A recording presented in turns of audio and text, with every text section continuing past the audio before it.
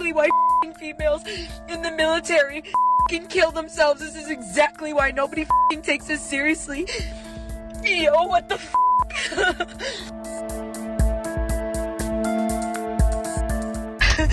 This morning I posted a f***ing TikTok about how f***ing unfair it is that I've dedicated my life to the military and the Marine Corps and everything that I've done, and that I was able to see my f***ing perpetrator in court, and how much it f***ing sucked that he was being forced out of the military, that he would be getting an honorable discharge. Well, not even f***ing 10 minutes ago, I just got word that this motherfucker will be getting retained because it went all the way up across the board. Everybody said that they would not retain him, and the head honcho, the fucking CG, with all of the proof and a fucking admission to guilt, decided that they will retain him. And this is exactly why fucking females in the military kill themselves. This is exactly why nobody fucking takes us seriously. Yo, what the f***?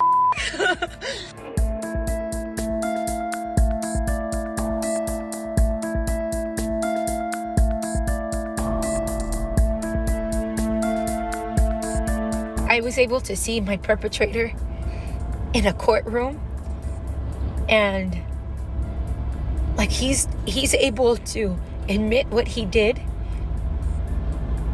He's able to admit what he did, and they say, okay, well, you were really good at your job, and yeah, you did a bad thing, but we're gonna make sure that you get out honorably, and you'll be able to re-enlist and do this somebody else in another branch, just not this one. And that breaks my heart. Like, I'm so tired.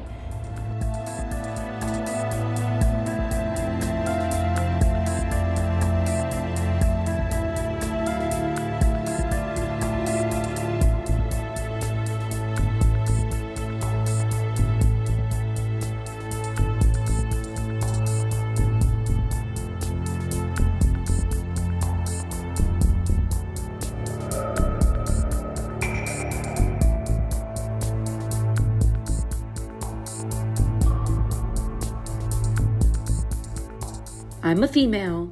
I served. Am serving 8 years in the Marine Corps. I'm getting out.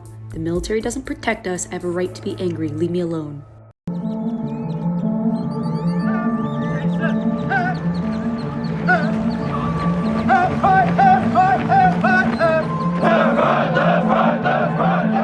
You know, if I go missing, it's because I did this. Wait, sorry, what was that? It's because we talked. Like, You're saying if something happened to one of you guys, it's because you did this interview. If I vanish or he vanished, we're both tracking that why. Wow. I can't tell if you're joking or not. No. Soldiers have to make a joke out of it because it's so real. At Fort Hood, you're like, I made it to work and didn't get shot, raped, or freaking killed. I guess it's a good day. That's a normal joke. That's a normal joke. Fort Hood is one of the largest Army bases in the country. It has more than 38,000 active duty soldiers. It's home to 3rd Corps and to 1st Cavalry Division. I mean, the people who are literally fighting ISIS. One of the other things this base is known for, especially more recently, is it's considered by many estimates to be one of the most dangerous bases in the country. Fort Hood has the highest rates of homicide, aggravated assault, and sexual misconduct Army-wide. And in the past 5 years, more than 160 soldiers based here have died outside of combat. But the story of Fort Hood is representative of a broader problem, an insular military justice system operating independently of the civilian world, where commanders have almost complete control over prosecuting violent crime. My sister's a human being! And I want justice! And I want answers! The problems at this base first came to national attention last year when a 20-year-old soldier named Vanessa Guillen went missing.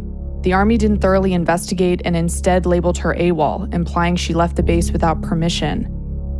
Her body was found 2 months later. She'd been murdered by a fellow soldier. Vanessa's family is still fighting for answers. Que están encubriendo a alguien muy grande. Yo para mi justicia que me digan la verdad, que se sepa con detalles por qué pasó eso con mi hija. Y no vamos a parar hasta obtener justicia para que se puedan salvar tantos jóvenes que están escondidos, la mayoría están escondidos sufriendo. Vanessa isn't alone. 95 soldiers were listed as AWOL at Fort Hood in 2020, including Greg Morales, whose body was found while investigators were still searching for Vanessa. When violent crime is investigated, soldiers say it isn't always taken seriously. We're in a small town outside Fort Hood. We're visiting a woman who says that she was sexually assaulted while she was serving at Fort Hood. She's staying in this motel right now, and she's really just kind of living VA check to VA check. Karina was just 19 when she says she was raped at a party after her drink was spiked. I woke up the next morning and I was in his bed, and I personally didn't know what happened. When I got to PT in the morning, my partner next to me said, "Hey, you know you got bruises all over your neck, your body, everything." God. And so I told the NCO, I was like, "I need to go to the hospital." I went, and that's when they confirmed I was raped. After that, they actually had a counselor come in and talk to you and let you know, "Hey, can you tell your story?" And I did, and no one did anything about it. So nobody followed up with you? No one. And it kind of just felt me like, okay, did whatever I say go through one ear out the other? Because that's how I felt. Come on. Karina says she reported her assault up the chain of command. They sent her to SHARP, the Sexual Misconduct Prevention Program, who said they'd report it to CID, the Army's Criminal Investigative Division, but she says nobody was held accountable. Stories like this continue to surface. Last year, the Army did something unprecedented. They brought in an outsider, a former FBI investigator named Chris Swecker, to try to understand how this keeps happening. When you looked at the investigative division, Criminal Investigative Division, CID, were there any agents who you felt were experienced enough to conduct complex homicide or sexual assault investigations? There were only a couple, and there may have been as low as only one. At one point, 90% of the enlisted CID agents had less than 2 years' experience. And then they had warrant officers, I think somewhere around, at some point, 40 or 50% of them were probationary or apprentice. So that meant that they weren't even credentialed to go out by themselves and do interviews. In December, Swecker and his team published their findings in an extensive report. The most concerning thing they found dealt with military prosecutors, or JAGs, who were sometimes pressured by commanders to sideline solid criminal cases.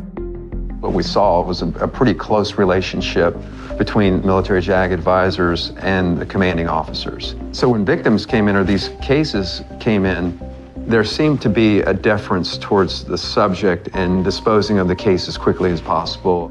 How do you dispose of a case? In the military system, there are what I call off-ramps. You can take a set of facts in a case and you can say there's no prosecution here, and it stops here. That's an opinion that they render early in the process. Second part of it is they can decide that they're going to go administrative instead of court-martial. Court-martial is the military equivalent of a trial. So what we saw was a lot of these cases took the off-ramp before they got to court-martial. And then if they did get to court-martial, more often than not, the cases were lost. It just seems like at every stage, there are people who are in positions of power who are just tossing cases. No cases, no problems. The problems that Swecker identified don't just happen at Fort Hood. Service members have been labeled AWOL under suspicious circumstances on other bases. A number of families say their children's deaths weren't properly investigated. And despite a years-long campaign to root out sexual violence, the number of reported assaults has only continued to rise. Military-wide, the conviction rate is less than 5%. And this Marine says after the sergeant who assaulted her confessed, the case was dropped. This is exactly why fucking females in the military fucking kill themselves. This is exactly why nobody fucking takes us seriously. While Swecker uncovered these areas of corruption, we tracked down a military insider who's experienced it himself. We're in Richmond, Virginia to meet up with Ben Beliles. He's a retired Air Force JAG who prosecuted cases for about 10 years. He's also represented service members in every branch of the military. And today, for the first time, he's blowing the whistle on what he says is a military-wide problem that allows for cover-ups. Did you ever have an experience where, you felt you had a strong case, you wanted to prosecute it, and the commander said no? Oh, absolutely. Often these cases were off-ramped into other resolutions or just went away and didn't even discuss it with me, really. Did you ever come across cases of violent crime where the perpetrator wasn't prosecuted and then their name came up later as having reoffended? Absolutely. I'm aware of hundreds of cases like that in the Department of Defense. Victims of violent crime and their families say, this is a system in all branches of the military that allows for widespread cover-up. Do you feel that that's a fair characterization? The system as it exists today allows for cases to be either covered up, not fully investigated, and made to go away. So for a family who, and there are a number of families who dispute the cause of their child's death, the original investigation was poor, the other information is classified, where do they go? I don't know.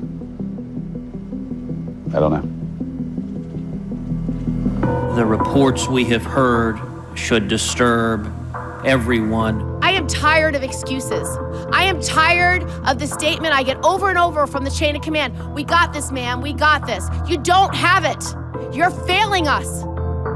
A bipartisan group of senators led by Kirsten Gillibrand and Ted Cruz have been fighting for years to fundamentally change the military justice system by allowing independent, trained military prosecutors to decide which serious crimes to prosecute. They're now introducing a new bill that would do this, effectively taking the prosecution of violent crime out of the chain of command. But the military's top brass is resistant to this reform. During our investigation, the Army granted us an interview with the man tasked with turning around Fort Hood, Major General John Richardson. I've heard from experts, including veterans, who have said the future of the U.S. Army really hinges on what you're able to accomplish here. Would you agree? We've had a trust deficit with our soldiers, and that's really what we're focused on here at Fort Hood, is rebuilding that trust with our soldiers, their families, and by extension, the American people. Bipartisan congressional leaders, as you know, have been asking for the power to be taken out of the chain of command. And they really feel like independent investigators, prosecutors should really be prosecuting crimes within the military. What is the pushback from the military? The chain of command is central to good order and discipline in a military organization. And so we entrust the commanders at every level to enforce good order and discipline. And once you take that away from the commander and put it into the hands of an outside agency, you've already are demonstrating a lack of trust from the American people to the military. I think a lot of people would say the chain of command commanders have proven that they cannot do this, that they cannot self-police their own soldiers. And I guess at what point do they no longer earn that privilege to be able to self-police? It really comes down to commanders demonstrating through their actions that they will take action and then hold other leaders accountable. Some have some bad habits but can change, and then there'll be some that don't change, and they will have to go because they'll be cancerous. Attention! In response to the allegations in this story, the Army said they encourage all soldiers to voice their safety concerns, that they voluntarily publish the results of punishment for sex crimes, and monitor the status of active cases. 2 decades of combat and the PTSD that comes with it will make this job harder. This is a generation of leaders that's been trained to go to war, not prioritize the health and safety of its soldiers. After our interview, the Army did fire or suspend 14 service members. They've promised to investigate missing persons cases, no longer labeling them AWOL, and even canceled training rotations, showing how they'll prioritize the well-being of their soldiers. But so far, lower-ranking soldiers are skeptical. Since Vanessa Guillen's death, there have been reforms that have been introduced. Are they working? There's half measures and then there's just hollow gestures, and that's often what happens is people are so preoccupied with trying to make the program look good that they don't actually worry about how to make the program run properly. So you're calling bullshit on these reforms? All of it. I've seen it all before. A soldier gets raped, have a SHARP class. Okay, we had a SHARP class, rape doesn't exist anymore, goodbye. Box checked, moving on. All the leaders in the Army have been leaders for a long time. They were around for the surge in Iraq and Afghanistan, and their main priority was to, fight and win the wars. But it's a different war now, and those are the people who are still in charge. Hey guys, this is Pignerance 559 here. So how about those videos, huh? It's a well overdue video, but I stumbled upon some videos which just gave me a bunch of throwback flashbacks of hell, my very own childhood. You know what I mean?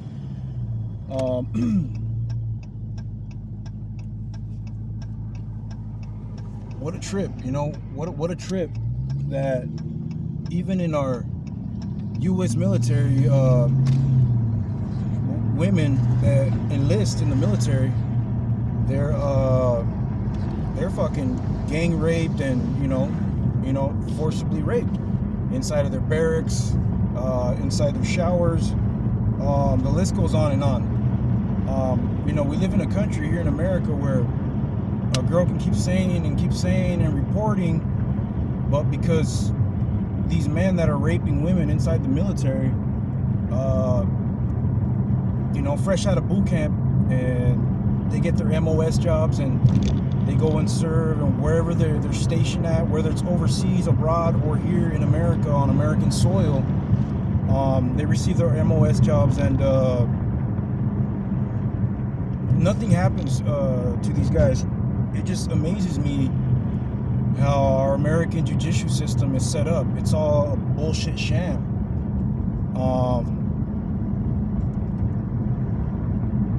These women speak and hey, this guy, he forcibly had sex with me. I told him I don't want to have sex, but he made me have sex. Hey, my staff sergeant or the drill instructor, what have you, keeps coming into my barracks or when I'm showering, and he keeps trying to fuck me and he rapes me. But the power of America's white supremacy when it comes to America's white uniforms, police uniforms, sheriff uniforms, correctional officer uniforms, and in the military uniforms. I don't care what branch it is. It could be the Marine Corps, the Army, Navy, Air Force, National Guard. I don't care. Vandenberg Air Force Space, Airspace, whatever. Space Force, whatever. Because I remember Vandenberg back in the day when I would go to Vandenberg with my buddies from Santa Barbara County. We would go to the Vandenberg Air Force Space. But then after the Trump administration, when he ran his first 4 years, I remember he changed the Vandenberg Air Force Base to Vandenberg Space Force. Correct me if I'm wrong. But, you know, I'm watching video after video, and it's happening. It's happening. It's still happening. It happens every day. It happened yesterday. It happened last week, last month. Just because you don't hear about it doesn't mean it ain't happening. But these reports are exploding everywhere, you know, nationwide, all over America. It pisses me off that, how about when a normal civilian commits a sexual act?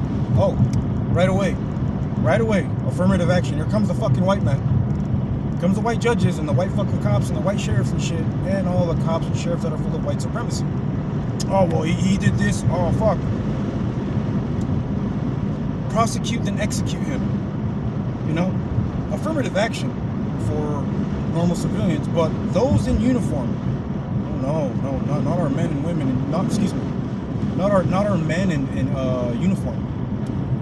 They can fucking rape as many women as they can, and we'll just send them we'll station them somewhere else. Okay, that is called selective prosecutions. Selective judicial bias. You are judicially being biased. That's what it's called. You know, to all the fathers out there, mothers too, or just parents in general. If the parents are together, you know, even better. It's good. It's healthy.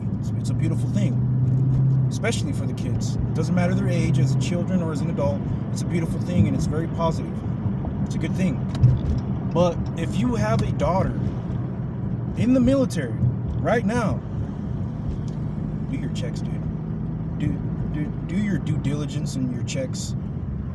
Question your daughter. Hey, where did they station you? What was your MOS job? Okay, what's your job?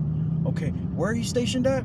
Okay, how's training? Okay, what do you guys do when you're training? How about when it's time to go to bed? When you shower, how was your showering experience? When you go to bed in your barracks, how was that experience? Ask questions, dude. Because as you guys saw in the video, I mean, these very high-ranked white Americans, come highly decorated in their uniform, and you know, it's all bullshit to me. It's as you can see them in the courtroom, or they're being addressed in a courtroom, and their motto will always be "Don't ask, don't tell." Just like in the Marine Corps, same shit. There was always that. Even when I didn't attend the military, but I did go to military high school. And even in the military high schools, there's that "don't ask, don't tell" mentality. You know, you can't snitch on your superiors because there is no HR in the military. All there is in the military is this thing called chain of command. You know, they should have in the military, not inside of the chain of command, but private investigators outside of the chain of command. You know, that will keep it transparent. You know what I mean? That will keep it 100% and be like, hey, you know, because this shit needs to stop. It ain't just cops and sheriffs here in America and correction officers. They go home and their marriages don't last. Their marriages fucking break down. The correctional officer ends up fucking fat as fuck, and he's fucking throwing up all over the fucking bed and on the floor. Just a shitty ass correctional officer, right? And his life is just shit, and all he does is beat on his fucking wife, which is how divorce ends up taking place. It's no mystery. It is a very high rate and a high probability, statistically speaking, here in America, that cops, sheriffs, COs, those in law enforcement of positions of authority, they beat their wives. They beat the fuck out of their wives or their girlfriends. Okay, while they're having an affair, they're dicking down their female partners and what have you. Okay, these things do happen. Women too, in American law enforcement, cops, sheriffs, COs. How many of them get sexually assaulted year round? These are things that your fucking average correctional officer influencer on YouTube won't touch upon this subject. He won't keep it transparent. He may for a little bit, but he has to bow down and get down on his knees and lick the white man's boots because he's a bootlicker. In his mind, he's been conditioned to be patriotic, and if you speak against it, you're not patriotic. You're not American enough. You know, I have yet to see a correctional officer, YouTube influencer, to keep it a buck. You know, speak the truth.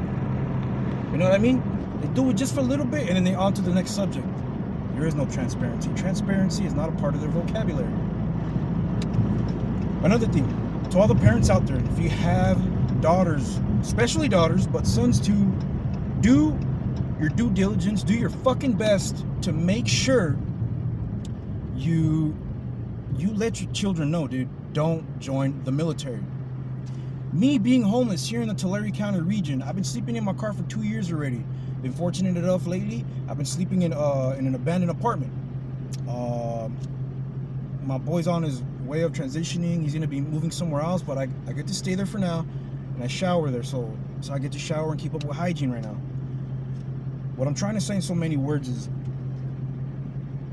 while I've been homeless these 2.5 years, okay, 2.5 years, that's a long ass time sleeping in a fucking car.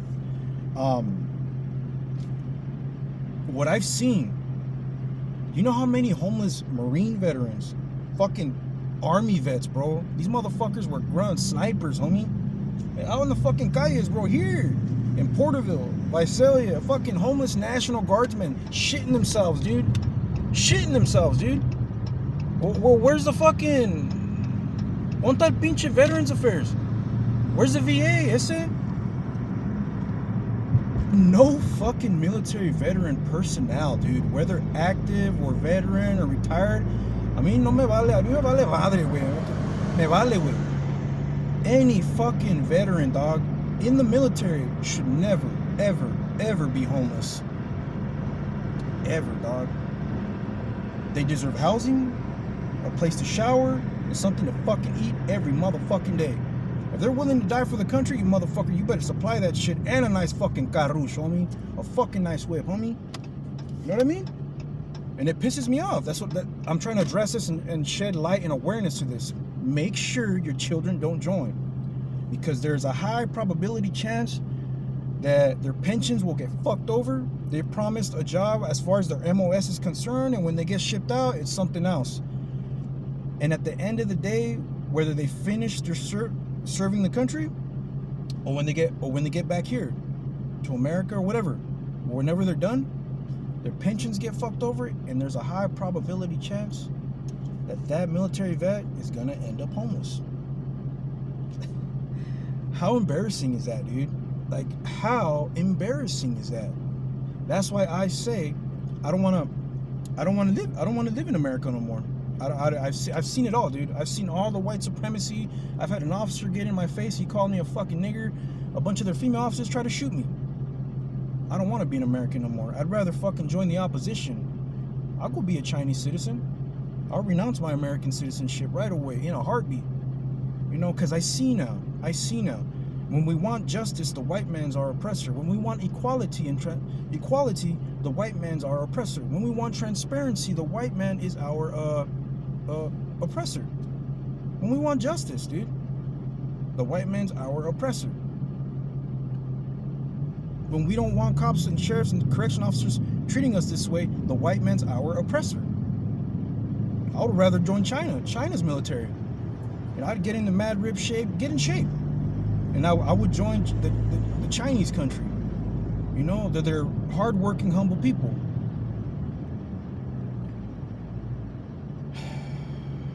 But anywho, you know, I share these things on my YouTube channel because these are stories and testimonies that happen every day, every fucking day. Okay, hell, when I was in the third grade. When I was in third grade, I was only a fucking third grader, dude. And as a third grade child, your mind is not on sexual related bullshit. You know, your mind's on, oh, I want to play with my friends. I remember when I was in third grade, all I wanted to do was play. I didn't want to do a lot of homework because I was kind of a stupid kid. I just wanted to play when I should have been focused on academics, which is why I raised my son on the books. I didn't want him to have certain flaws that I had as a child. And my son's, he's on it. He's very smart, very articulate. I made sure he didn't grow up like me. As a third grade student, I remember my third grade class, my white teacher was Mrs. Young. Very beautiful teacher. She was nice. But whenever she wasn't there, there was a substitute teacher, some white lady. God, I can't believe I'm sharing this, but she would show me her tits. I was only in third grade, bro. She would do a lot of this. She would say, Chewy, stay in your desk while everyone else went out and played recess. And I'm sitting on, remember those desks that you flip up, the old school desks? That's what we had back in the day. It was in Jefferson School in the city of Lindsay. And she would do a lot of this. And now that I think back and I remember, you know, no normal teacher's gonna get close to your face and hunch down to show you her fucking tits, her cleavage, or all her fucking chi-chis, you know what I mean? And then one day she did it again, and she fucking opened her, I could see her tits, grabs my hands, put them on her chi-chis, bro. I was in the third grade. It is what it is. I'm 38 now. Who gives a fuck, right? Because the only ones that get justice in this country are females, you know what I mean? You know, a lot of men, they don't like to come out with this shit. They don't like to talk about it because we don't like to say, oh, this person molested me, or that, you know, because we're men. But with women, I guess it's a normality in this country. But anywho, she was a substitute teacher, dude. And I remember she showed me her chi-chis, bro. I'll never forget, dude. Really nice tits. I still see her nipples when I close my eyes. And she had freckles all over her tits, but they were nice. For a split second, I wanted to cry. I was really scared and shy, but then, in a way, I liked it. I don't know if it's because I'm born a fucking man. You know, that's the way it is. You know, we end up growing up and like, yeah, we love women. You know what I mean? And I remember, I'll never forget this. There was a school counselor. Her name was Angelica. She was a Latina, bro. And out of nowhere, dude, I remember I never seen, I don't know what the fuck happened, bro, but I clearly, vividly remember this. That the white substitute teacher who would show me her tits fucking And I was just in the 3rd grade. Keep in mind, mind you, out of nowhere, she was gone. I never seen her again. I seen Mrs. Young come back. I never told Mrs. Young and Angelica, our school counselor, our school campus counselor at the Jefferson campus. She would take me out of the class, bro. In specific, only me.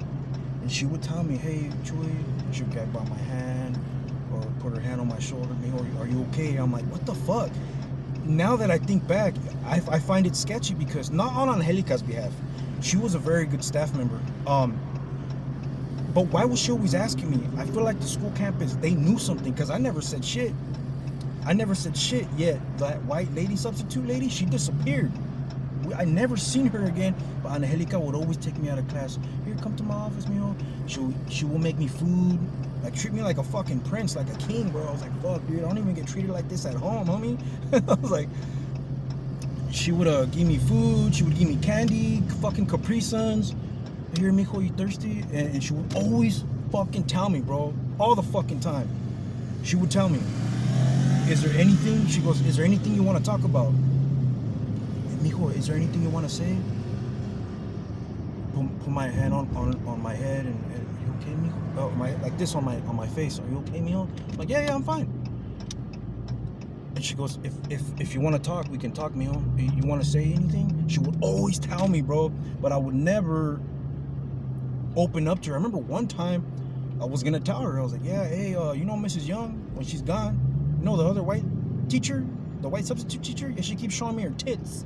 I wanted to tell her, but when you're small, you're very nervous, and especially as a boy. If you're born as a boy, you have this sort of moral mental compass. Do not speak up, do not say anything, because you don't want to be judged or seen as a snitch in school. You know what I mean? At that age.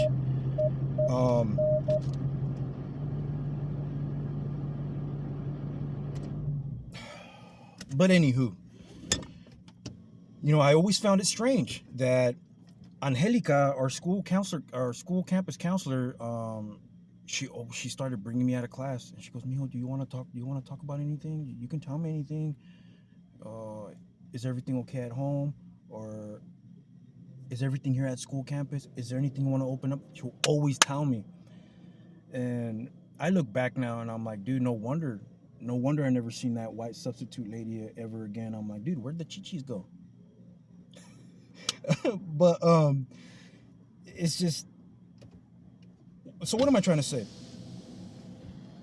This country is this country was built off judicial bias, injustices, inequality. The list goes on and on. So you guys, if you guys have kids, you got especially daughters in the military, fucking check up on them. And before they join, if they're still in high school, talk to them, dude. Let them know you will end up homeless. You will end up getting raped. And if you report it, you'll get fucked up, then raped again, then chopped up to pieces, and your body's going to be scattered everywhere. Okay? Let them know, dude. The type of country we live in. And why do we live in such a fucked up sick society? There's a lot of things that should be addressed about this nation. Fucking the immorality and the pornography that is at such easy access. I do believe that, pornography has fucked up. It's fucked up society. It's if America were to just ban pornography, it would help immensely. It would help the mental capacity immensely. People would have better, healthier relationships. You see, we complain about so many things in America, but yeah, that's why I say our political leaders have failed us. They allow all this shit. Okay? Call them fucking your city council members, your fucking local law enforcement, so-called blue Nazi leaders, our political arena, those leaders, or the fucking elites. Someone's allowing this shit, and we're here living in this country, and we're experiencing all this bullshit, and it's not right. It's not okay. You know, it's time for the nation to, you know, fucking, I don't know. I don't think there'll ever be a cleansing here or some type of repentance, one could say. But which is why I want to leave too. I want to leave. I'm tired of all the white supremacy, all the injustices, oppression, women getting fucking raped in the military, getting chopped up to pieces and saying, oh, well, maybe we should do something about it now. But they're too afraid to go against the chain of command because they're in fucking uniform. They're scared. They're fucking scared. I'm not. You know, I'm tired. I'm tired of this fucking country, man. I'm tired of the inequality and all that shit, you know. I mean this from the bottom of my heart. I'd rather live in China. I'd rather live in China. Work there, go to a gym there without being fucked with or harassed. Huh? China is living in the future. They are the new superpower. And America knows it. You don't think it hurts me to admit that? It hurts me, but at the same time, it brings me peace.